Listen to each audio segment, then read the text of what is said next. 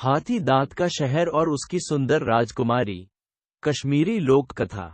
एक बार की बात है कि एक राजकुमार शिकार खेलने के लिए अपने पिता के वजीर के बेटे के साथ बाहर गया, तो इत्तफाक से उसका तीर एक सौदागर की पत्नी को लग गया। उस सौदागर का घर पास में ही था और उसकी पत्नी उस समय ऊपर वाले कमरे में थी। राजकुमार ने वह तीर उस मकान की खिड़की की दीवार पर बैठी एक चिड़िया को मारा था, पर वह तीर जाकर सौदागर की पत्नी को लग गया। राजकुमार को पता ही नहीं था कि उस कमरे में कोई था, वरना वह तीर उस तरफ मारता ही नहीं। यह न जानते हुए कि वहां क्या हुआ था, राजकुमार और वजीर का बेटा दोनों वहां से चले आए। वजीर का बेटा राजकुमार को तसल्ली देता चला आ रहा था, क्योंकि उससे निशाना चूक गया था। इत्तफाक से उसी समय सौदागर अपनी पत्नी से कुछ पूछने गया तो उसने उसको फर्श पर लेटे पाया। देखने में वह मरी जैसी लग रही थी और एक तीर उसके सिर से आधा गज की दूरी पर पड़ा हुआ था।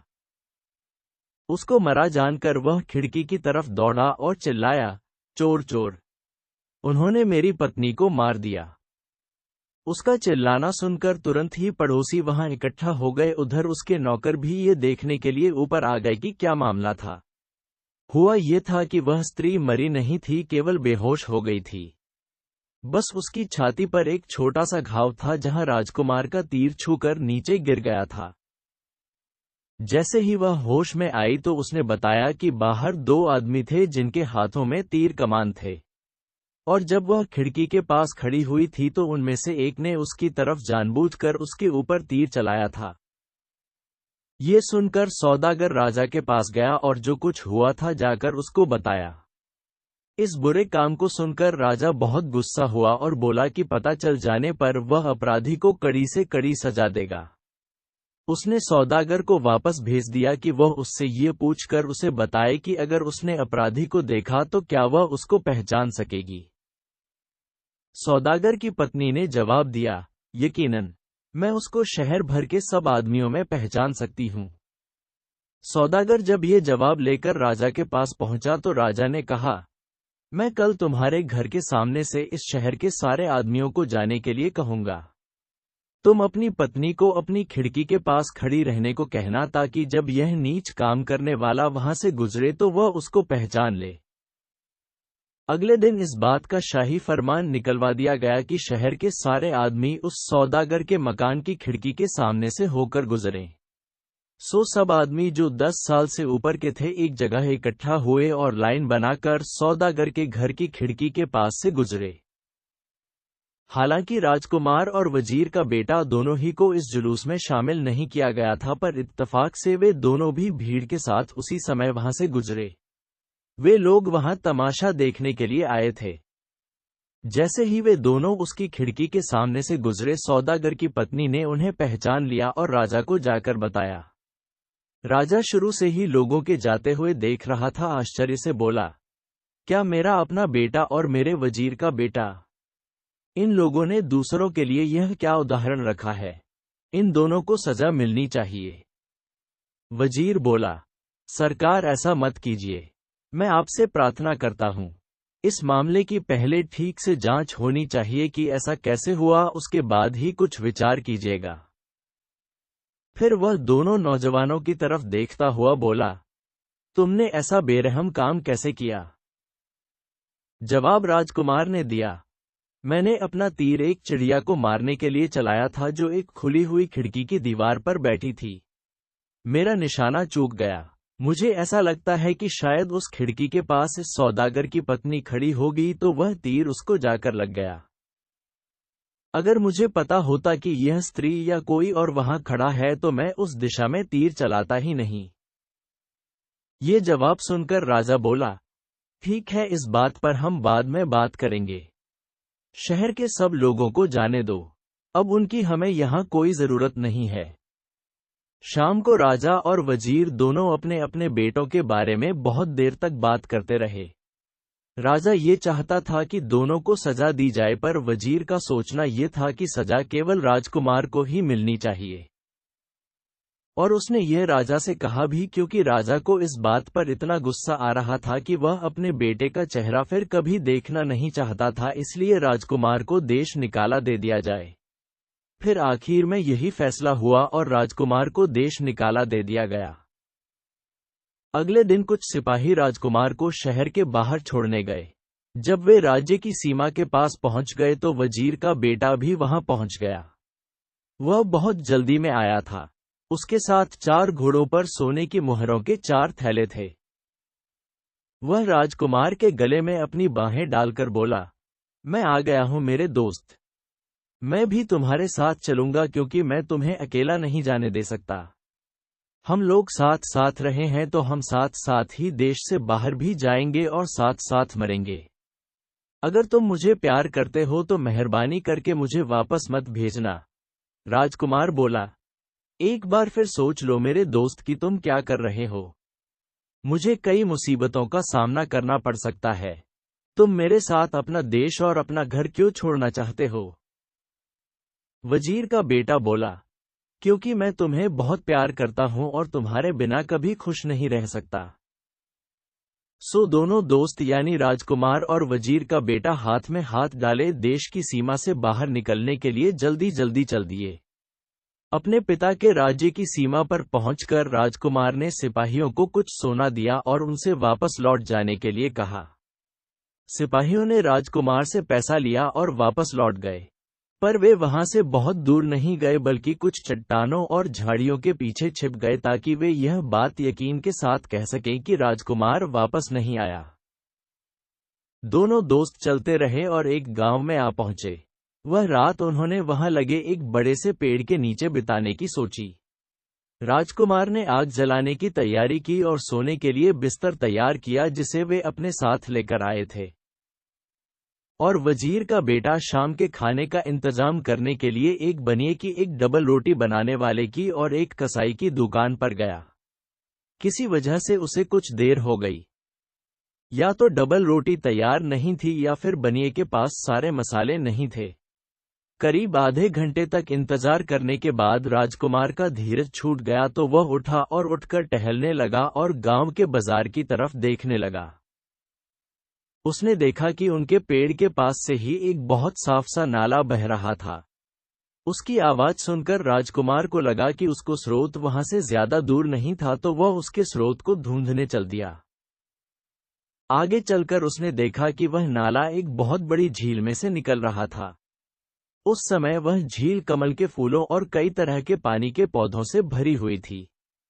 राजकुमार उस झील के किनारे बैठ गया और क्योंकि उसको प्यास लगी थी सो पीने के लिए उसने अपने दोनों हाथों में झील का पानी लिया।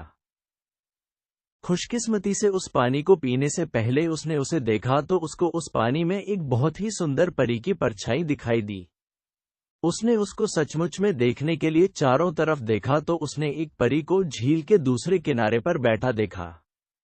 उसको देखकर तो वह बेहोश होकर गिर पड़ा। उधर जब वजीर का बेटा बाजार से लौटा तो उसने देखा कि आग जली हुई थी, घोड़े सुरक्षित बंधे हुए थे, मुहरों के थैले भी एक ढेर में पड़े हुए थे, पर राजकुमार का कोई पता नहीं था।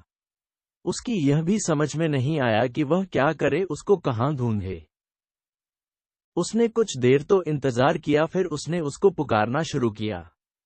उसका भी कोई जवाब न पाकर वह उठा और नाले के पास चला गया।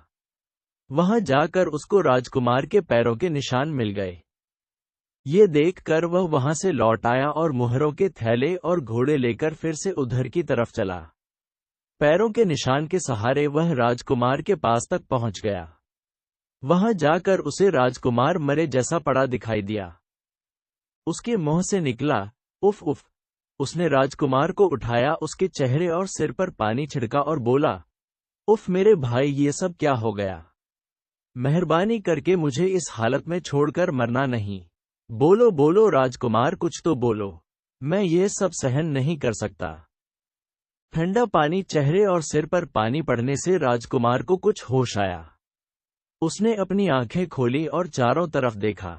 वजीर के बेटे के मुंह से निकला, खुदा का लाख लाख शुक्र है कि तुम जिंदा हो। पर मेरे भाई, यह मामला क्या है? तुम्हें क्या हो गया था? राजकुमार बोला, तुम यहां से चले जाओ। मैं तुम्हें कुछ नहीं बताऊंगा। तुम बस यहां से चले जाओ। वजीर का बेटा बोला, अच्छा ऐसा करते हैं, ये जगह छोड़ देते हैं, यहां से कहीं और चलते हैं। देखो, मैं तुम्हारे लिए और घोड़ों के लिए कुछ खाना लेकर आया हूं। चलो खाना खा लो, फिर यहां से चलते हैं। राजकुमार बोला, नहीं, मैं नहीं जाऊंगा, तुम अकेले ही चले जाओ। वजीर का बेटा बोला, नहीं, कभी नहीं। मैं तुमको साथ लिए बिना कहीं नहीं जाऊंगा। तुम्हें क्या हो गया है कि तुम मुझसे इस तरह की बात कर रहे हो? कुछ समय पहले तक तो हम भाई जैसे थे और अब तुम मेरी शक्ल भी देखना नहीं चाहते। राजकुमार बोला, मैंने एक परी देखी है, पर मैंने उसको बस एक पल के लिए ही देखा था। जैसे ही उसने देखा कि मैं उसको देख रहा हूं, उसने अपना चेहरा कमल की पंखुड़ियों में छिपा लिया। ओह, कितनी सुंदर थी वह! जब मैं उसकी तरफ देख रहा था तो उसने अपने कपड़ों के अंदर से हाथी दांत का एक बक्सा निकाला और मेरी तरफ बढ़ा दिया। बस उसी समय मैं बेहोश हो गया। अगर तुम मेरी शादी उस परी से करा दो तो मैं तुम्हारे साथ कहीं भी चलने के लिए तैयार हूं। वजीर का बेटा बोला, मेरे दोस्त, तुमने सचमुच में एक परी को देखा है। वह तो परियों की भी परी है। वह कोई और नहीं बल्कि शहराज की गुलजार है। मुझे ये बात उसने तुमको जो इशारे किए उनसे पता चली। उसके कमल की पंखुड़ियों से अपने चेहरे को ढकने से उसका नाम पता चला और तुमको हाथी दांत का बक्सा दिखाने से उसके घर का पता चला। थोड़ा धीरज रखो और बाकी की बात तुम मेरे ऊपर छोड़ दो। मैं तुम्हारी शादी उससे करा दूंगा। राजकुमार ने जब अपने दोस्त के ऐसे शब्द सुने तो उसको बहुत तसल्ली हुई। वह उठा और उसने खाना खाया और फिर अपने दोस्त के साथ चला गया। रास्ते में उनको दो आदमी मिले। ये दोनों डाकू थे और डाकुओं के एक गिरोह के थे। ये गिरोह 11 डाकुओं का था। इनकी एक बड़ी बहन थी जो घर पर रहती थी और इन सबका खाना बनाती थी। बाकी के 10 दो के समूह में देश में इधर उधर चारों तरफ जाया करते थे और उन यात्रियों को लूटा करते थे जो या तो उनसे लड़ नहीं पाते थे या फिर उन यात्रियों को आराम करने के लिए अपने घर बुलाते थे जो उन दोनों से बहुत ज्यादा ताकतवर होते थे और वे उनसे लड़ नहीं पाते थे। वहां वे सब मिलकर उनसे लड़ लेते थे और उनको लूट लेते थे। ये डाकू एक बड़े से मकान में रहते थे जिसमें बहुत सारे मजबूत कमरे बने हुए थे। उसके नीचे एक बहुत बड़ा गड्ढा था जहां वे उन लूटे हुए लोगों को मारकर उनकी लाशें फेंक देते थे जो भी उनके कब्जे में आ जाते थे। सो जब उन दो डाकुओं ने राजकुमार और वजीर के बेटे को देखा तो वे इनके पास आए और इनसे बड़ी नम्रता से अपने घर आने और रात बिताने की प्रार्थना की। उन्होंने कहा कि यहाँ से दूर दूर तक कोई और गांव नहीं है जहां आप रात बिता सकें और अब रात भी काफी हो चुकी है। राजकुमार ने वजीर के बेटे से पूछा, भाई, क्या हम इन दोनों भले आदमियों का कहा मान लें? वजीर के बेटे ने राजकुमार की तरफ टेढ़ी आंखों से देखा जिससे पता चलता था कि वह उनके साथ ठहरना नहीं चाहता था।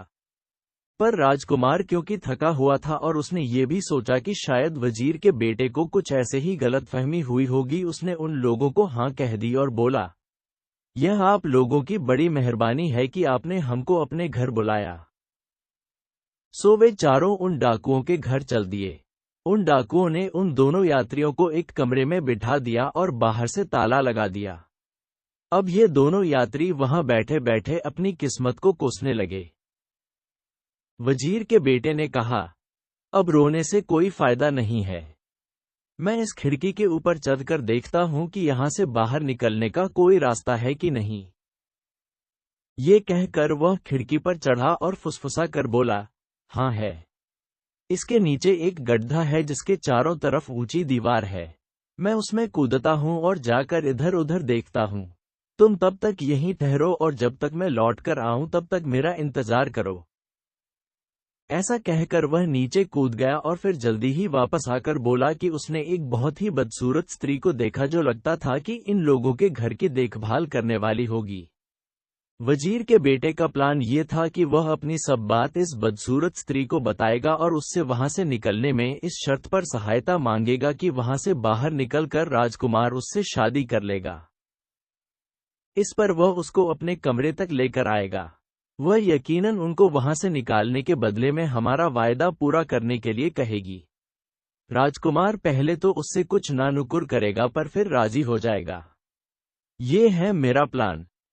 राजकुमार ने उसकी यह बात मान ली, सो वजीर का बेटा उस स्त्री के पास चल दिया। वहां पहुंचा तो वह स्त्री रो पड़ी। उसने पूछा, आप क्यों रोती हैं? वह बोली, मैं यही सोचकर रोती हूं कि अब आप लोगों का समय पूरा हो चुका है। वजीर का बेटा बोला, आप रोइए नहीं, बल्कि आप राजकुमार से शादी कर लीजिए। आप आइए और राजकुमार से इस प्लान पर बात कर लेते हैं। वह स्त्री वजीर के बेटे के साथ चल दी। कमरे में आने के बाद वजीर के बेटे ने राजकुमार से उससे शादी करने के लिए कहा, लेकिन राजकुमार ने उससे शादी करने से मना कर दिया। उसने कहा कि वह इस मकान के कमरे में पड़ा पड़ा सड़ जाएगा, पर ऐसी स्त्री से कभी शादी नहीं करेगा। इस पर वजीर का बेटा उसके पैरों पर गिर पड़ा और उससे तब तक प्रार्थना करता रहा जब तक वह उससे शादी करने के लिए राजी नहीं हो गया। राजकुमार की हाँ सुनकर वह स्त्री बहुत खुश हुई और उनको एक चोर दरवाजे से होकर बाहर निकाल कर ले गई। वजीर के बेटे ने पूछा, पर हमारे घोड़े और सामान कहाँ हैं? स्त्री बोली, तुम उनको यहाँ नहीं ला सकते। उनको यहाँ लाने का मतलब है किसी और रास्ते से जाना, और किसी और रास्ते से जाने का मतलब है कब्र में पैर देना। वजीर का बेटा बोला, पर उनका हमारे साथ होना जरूरी है। स्त्री फिर बोली, ठीक है, फिर वे भी इसी रास्ते से जाएंगे। मेरे पास एक जादू है जिससे मैं किसी को भी पतला या मोटा बना सकती हूँ। सो वजीर का बेटा चुपचाप अपने घोड़ों को ले आया और उस जादू को उनके ऊपर पड़कर उनको इतना पतला बना लिया कि वे उस तंग रास्ते से गुजर सके जैसे कोई कपड़ा निकल जाता है। वहां से बाहर निकलकर वह उनको फिर से पहले वाले रूप में ले आया। बाहर निकलते ही वह अपने घोड़े पर चढ़ गया और दूसरे घोड़े की लगाम पकड़ ली। ऐसा ही उसने राजकुमार से भी करने के लिए कहा।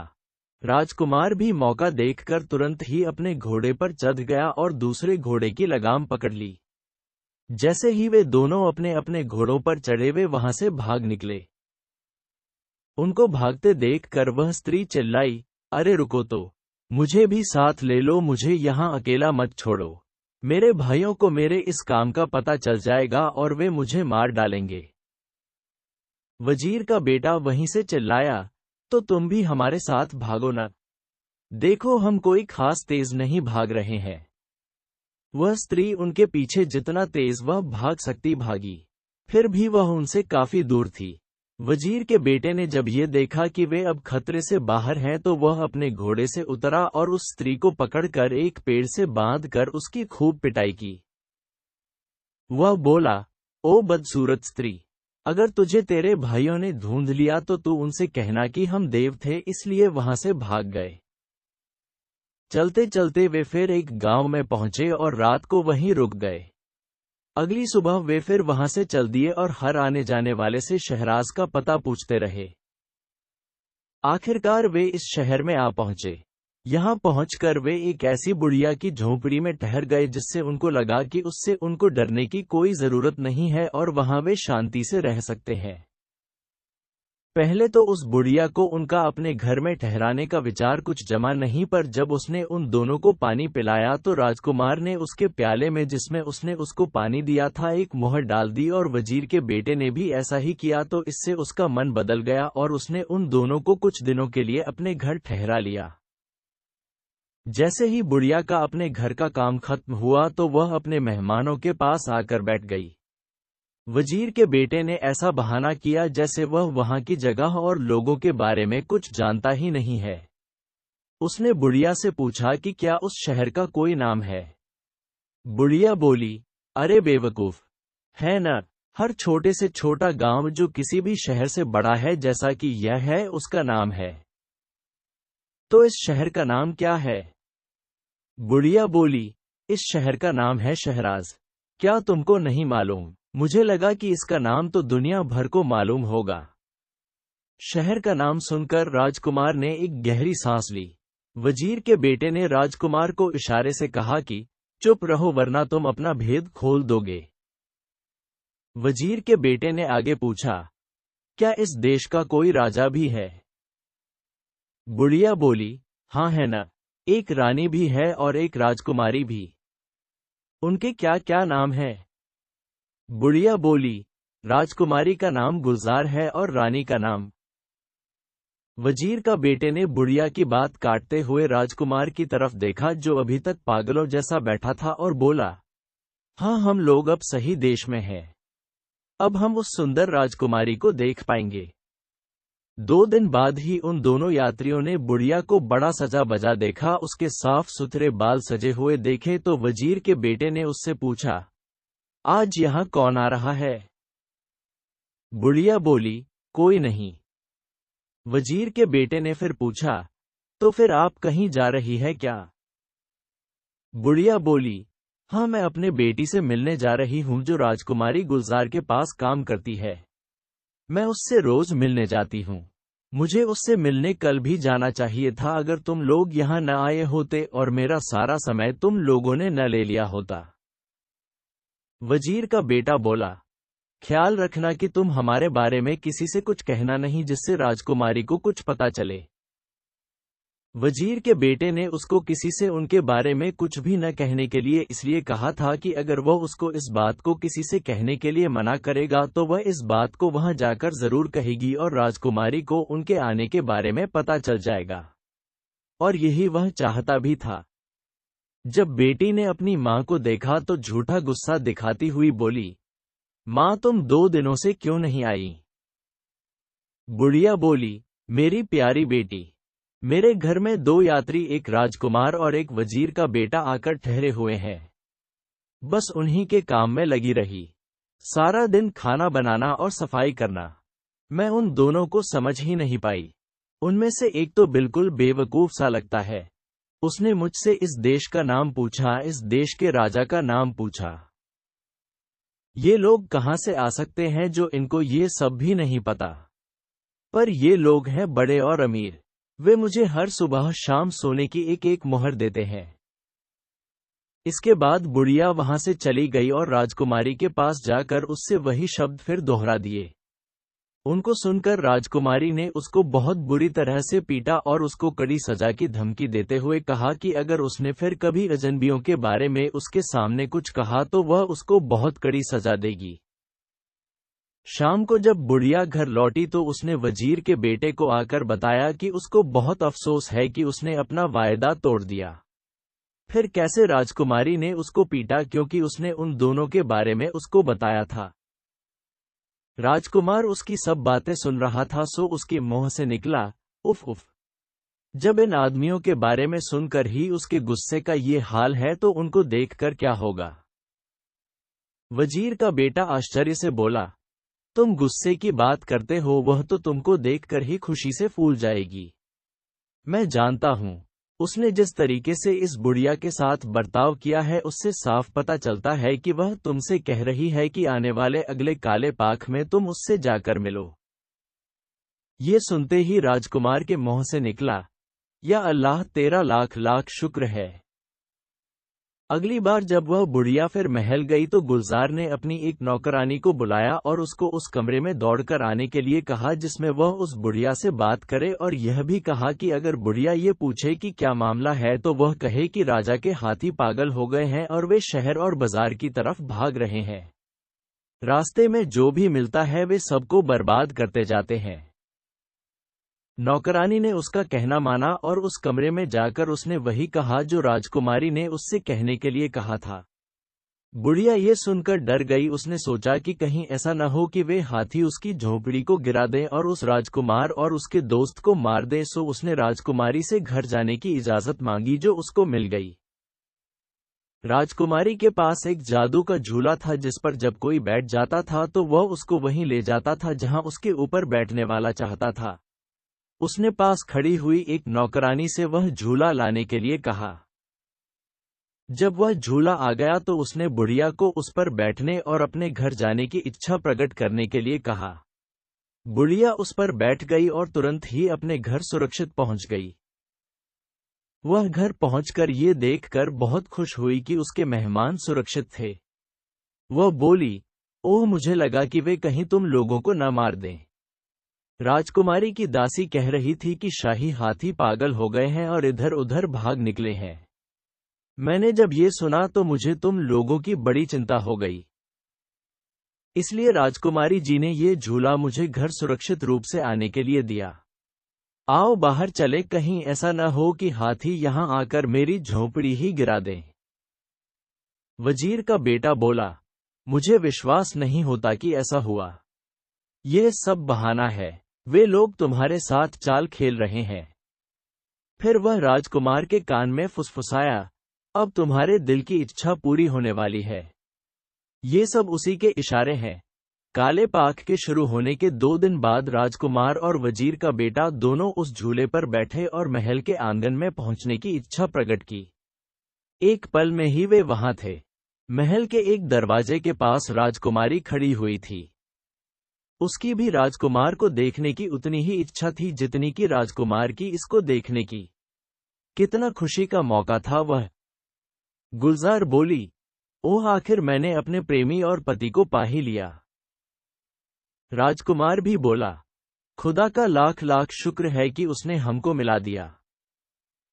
दोनों ने फिर से मिलने का प्लान बनाया, एक दूसरे को चूमा और फिर अलग हो गए। राजकुमार अपनी झोंपड़ी की तरफ चला गया और राजकुमारी अपने महल में चली गई। दोनों इस मुलाकात के बाद इतने खुश थे जितने कि पहले कभी नहीं थे। इसके बाद से राजकुमार गुलजार से मिलने रोज जाने लगा। वह सुबह को महल चला जाता और शाम को अपनी झोंपड़ी में लौट आता। एक दिन सुबह को गुलजार ने राजकुमार से प्रार्थना की वह हमेशा के लिए वहीं रह जाए, क्योंकि उसको राजकुमार का हर शाम को चले जाना अच्छा नहीं लगता था। उसको हमेशा यही चिंता लगी रहती कि कहीं उसके साथ कुछ बुरा न हो जाए, कहीं उसको डाकू न मार डाले या फिर वह कहीं बीमार न पड़ जाए और फिर वह उससे मिल ही न पाए। अब वह उसको देखे बिना नहीं रह सकती थी।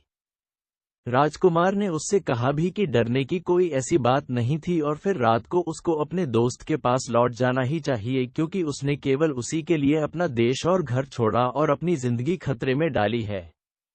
इसके अलावा अगर वह न होता तो वह उससे कभी मिल ही नहीं सकता था। गुलजार उस समय यह मान गई, पर उसने अपने मन में यह निश्चय कर लिया कि जैसे ही उसको मौका मिलेगा वह इस वजीर के बेटे को अपने रास्ते से हटा कर ही रहेगी। इस बातचीत के कुछ दिन बाद ही राजकुमारी ने अपनी एक नौकरानी को पुलाव बनाने का हुक्म दिया। उसने उसको बताया कि उसे कैसे बनाना है। उसे उसमें पकते समय एक जहर मिलाना था। जैसे ही वह तैयार हो जाए तो उसको ढक देना है ताकि उसकी जहरीली भाप निकल न जाए। जब वह पुलाव तैयार हो गया तो उसने वजीर के बेटे के पास इस संदेश के साथ भेज दिया कि गुलजार तुमको ये पुलाव अपने मरे हुए चाचा के नाम में भेज रही है। वजीर को जब वह पुलाव मिला तो उसने सोचा कि शायद राजकुमार ने उसके बारे में राजकुमारी से कुछ अच्छा बोला होगा, इसीलिए उसने उसे याद किया है। सो उसने उसकी वापसी में राजकुमारी को धन्यवाद और सलाम भेज दिया। जब शाम को खाने का समय हुआ तो उसने पुलाव का वह बर्तन निकाला और एक नदी के किनारे उसे खाने के लिए चला गया। उसने बर्तन का ढक्कन उतारकर घास पर रख दिया और खुद नदी में हाथ धोने चला गया। हाथ धोकर उसने अपनी पूजा की। जब वह ये सब कर रहा था कि उसी बीच उसने देखा कि ढक्कन के नीचे की घास बिल्कुल पीली पड़ गई थी। ये देखकर वह आश्चर्यचकित रह गया। उसको शक हुआ कि उस पुलाव में जहर था, सो उसने उसमें से थोड़ा सा पुलाव निकालकर पास में बैठे कौओं की तरफ फेंका। जैसे ही कौओं ने उसे खाया तो वे तो एकदम ही मरकर नीचे गिर पड़े। वजीर के बेटे के मुंह से निकला, अल्लाह का शुक्र है कि उसने इस समय मुझे मरने से बचाया। जब शाम को राजकुमार महल से घर लौटा तो वजीर का बेटा बहुत उदास और दुखी था। राजकुमार ने अपने दोस्त के इस बदलाव को देखा तो उसने उससे पूछा कि इस बदलाव की क्या वजह थी। तुम क्यों उदास और दुखी हो? क्या इसलिए कि मैं रोज महल में इतनी देर देर तक रहता हूँ? वजीर के बेटे ने तुरंत जान लिया कि राजकुमार को इस जहर के बारे में कुछ पता नहीं है, वह इस चाल से बिल्कुल अनजान है, सो उसने उसे सब कुछ बता दिया। वह बोला, देखो इस रूमाल में उस बर्तन का बचा कुछ पुलाव है जो राजकुमारी जी ने मुझे सुबह अपने मरे हुए चाचा के नाम पर भेजा था। ये जहर से भरा हुआ है। ये तो अल्लाह का शुक्र है कि मुझे समय रहते पता चल गया, वरना मैं तो आज गया था। राजकुमार को ये सुनकर बड़ा आश्चर्य हुआ। वह बोला, मेरे भाई ये काम कौन कर सकता है? ऐसा कौन सा आदमी है जिसको तुमसे दुश्मनी हो? वजीर का बेटा बोला, राजकुमारी गुलजार, सुनो, जब तुम अगली बार उससे मिलने जाओ तो मैं तुमसे विनती करता हूँ कि तुम थोड़ी सी बर्फ ले जाना और उससे मिलने से ठीक पहले उसमें से थोड़ी सी बर्फ अपनी दोनों आंखों में डाल लेना। इससे तुम्हारी आंखों में आंसू आ जाएंगे। उनको देखकर गुलजार तुमसे पूछेगी कि तुम क्यों रो रहे हो। तुम उससे कहना कि अचानक आज सुबह तुम्हारा दोस्त मर गया है, तुम इसलिए रो रहे हो। और देखो, ये शराब और यह फावड़ा भी तुम अपने साथ लेते जाओ। जब तुम अपने दोस्त की मौत की वजह से बेहोश से होने लगो तो तुम उसे ये शराब पीने के लिए कहना। ये शराब थोड़ी तेज है, इसको पीते ही वह बेहोश होने लगेगी और गहरी नींद सो जाएगी। तब तुम यह फावड़ा गर्म करना और उसकी पीठ पर इससे निशान बना देना। ये करके तुम उसका मोती का हार और यह फावड़ा दोनों अपने साथ लेकर वापस आ जाना। इस सब को करने में डरना नहीं, क्योंकि जब तुम ये सब काम पूरा कर लोगे तो ये तुम्हारे लिए अच्छी किस्मत और खुशी लेकर आएगा। मैं देखूंगा कि राजकुमारी के पिता और उनका सारा दरबार उससे तुम्हारी शादी के लिए हाँ कर देंगे। राजकुमार ने कहा कि ठीक है, वह वैसा ही करेगा जैसा उसने उससे करने के लिए कहा है। और उसने वैसा ही किया भी। अगली रात जब राजकुमार राजकुमारी गुलजार से मिलकर उसके महल से लौटा तो राजकुमार और वजीर के बेटे ने घोड़े और मुहरों के थैले लिए और एक कब्रिस्तान की तरफ चल दिए जो वहां से करीब 1 मील की दूरी पर था। उन लोगों ने यह प्लान बनाया कि वजीर का बेटा एक फकीर बनेगा और राजकुमार उस फकीर का चेला और नौकर बनेगा। अगली सुबह जब गुलजार होश में आई तो उसको अपनी पीठ में जलन भरा दर्द महसूस हुआ और उसका मोतियों का हार गायब था। उसने तुरंत ही अपने हार की चोरी की खबर तो राजा को दी, पर अपनी पीठ के बारे में उसे कुछ भी नहीं बताया। राजा ने जब इस चोरी के बारे में सुना तो उसे बहुत गुस्सा आया और उसने अपने राज्य में इस चोरी की घोषणा करवा दी। घोषणा सुनकर वजीर का बेटा बोला, ये सब ठीक हो रहा है मेरे भाई, तुम डरो नहीं। तुम ये हार लो और बाजार जाकर इसको बेचने की कोशिश करो। राजकुमार उस हार को लेकर बाजार में एक सुनार की दुकान पर गया और उससे उसे खरीदने के लिए कहा। सुनार ने उससे पूछा कि उसको उसका कितना पैसा चाहिए। राजकुमार बोला, मुझे इसका 50,000 रुपया चाहिए। सुनार बोला, ठीक है, तुम यहीं बैठो और मेरा इंतजार करो जब तक मैं इसका पैसा लेकर आता हूँ। राजकुमार वहां सुनार का बहुत देर तक इंतजार करता रहा, तब कहीं जाकर सुनार वापस आया, पर साथ में वह कोतवाल और कुछ पुलिस वालों को भी लाया था। कोतवाल ने आते ही राजकुमार को राजकुमारी का हार चुराने के जुर्म में अपनी हिरासत में ले लिया। कोतवाल ने उससे पूछा कि उसको यह हार कहाँ से मिला। राजकुमार ने उसे बताया कि यह हार मुझे एक फकीर ने दिया है जिसके पास मैं काम करता हूँ। उसने मुझे ये हार बाजार में बेचने के लिए दिया है। अगर आप मुझे इजाजत दें तो मैं आपको उस फकीर के पास ले चलता हूँ। कोतवाल राजी हो गया। राजकुमार तब कोतवाल और पुलिस को फकीर के पास ले गया जहां उसने फकीर को छोड़ा था। वहां पहुंचकर उन्होंने देखा कि फकीर अपनी आंखें बंद किए बैठा है और अपनी प्रार्थना कर रहा है। जब फकीर की प्रार्थना खत्म हो गई तो कोतवाल ने उससे पूछा कि उसके पास राजकुमारी का हार कैसे आया। फकीर बोला, तुम राजा को यहाँ लेकर आओ, तब मैं तुम्हें ये सब उन्हीं के सामने बताऊंगा। राजा को वहां लाया गया।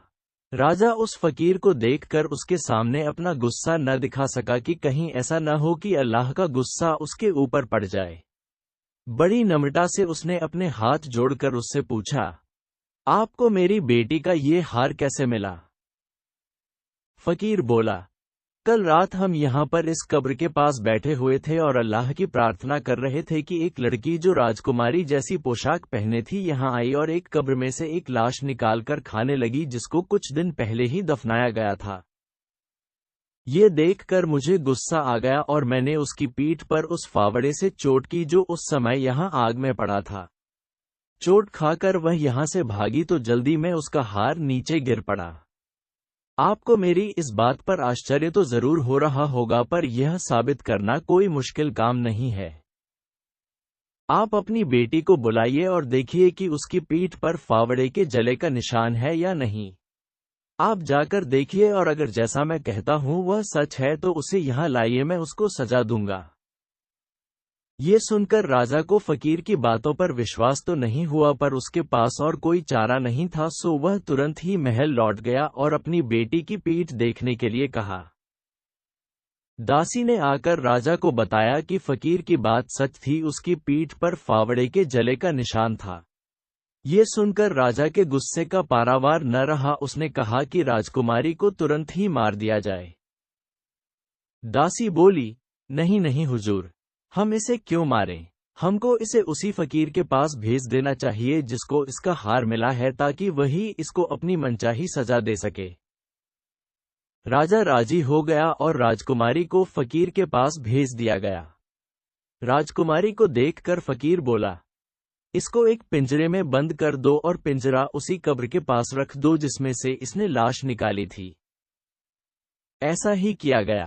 पिंजरे को एक कब्र के पास रखकर सब लोग वहां से चले गए और राजकुमारी उस कब्रिस्तान में फकीर और उसके चेले के साथ अकेली रह गई। जब थोड़ा अंधेरा हो गया तो फकीर और उसके चेले ने अपने अपने रूप बदल लिए और अपने अपने घोड़े और सामान लेकर उस पिंजरे के सामने आ खड़े हुए।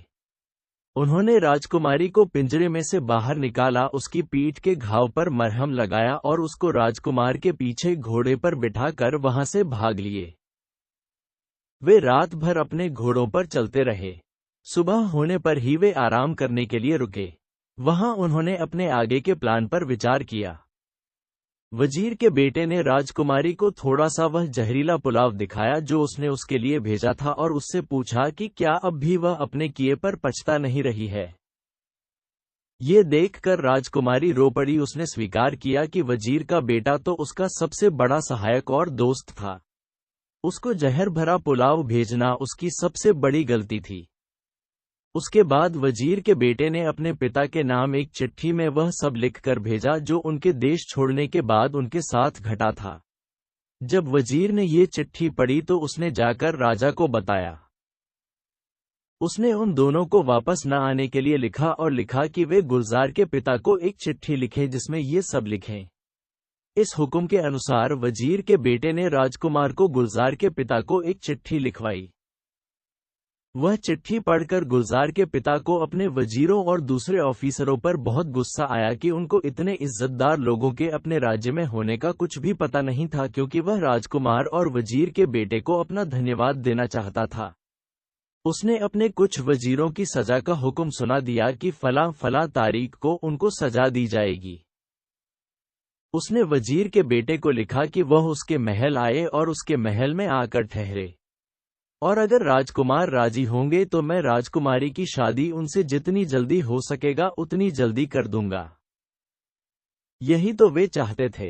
राजा की यह चिट्ठी पढ़कर वे बहुत खुश हुए और उन्होंने राजा का बुलावा स्वीकार कर लिया। जब वे वहां पहुंचे तो राजा ने उनका दिल से स्वागत किया। जल्दी ही राजकुमार की शादी गुलजार से हो गई। राजा ने राजकुमार को भेंट में बहुत सारे घोड़े, हाथी, जवाहरात, कीमती कपड़े देकर उनके देश के लिए विदा किया, क्योंकि उसको यकीन था कि अब राजा उनका अपने राज्य में स्वीकार कर लेगा। उनके जाने से पहले की रात जिन वजीरों को राजा ने सजा देने का निश्चय किया था, उन्होंने वजीर के बेटे से राजा से माफी की प्रार्थना की और कहा कि अगर वह उनको राजा से माफी दिलवा देंगे तो वे हर एक उसको अपनी बेटी देंगे। वजीर का बेटा मान गया और उनको माफी दिलवाने में सफल हो गया। वायदे के अनुसार उन वजीरों ने अपनी अपनी बेटियों की शादी वजीर के बेटे से कर दी। अगले दिन राजकुमार अपनी पत्नी गुलजार के साथ और वजीर का बेटा अपनी कई सुंदर पत्नियों के साथ, कई सिपाही, बहुत सारे ऊंट, हाथी और घोड़े और बहुत बड़े खजाने के साथ अपने देश चले।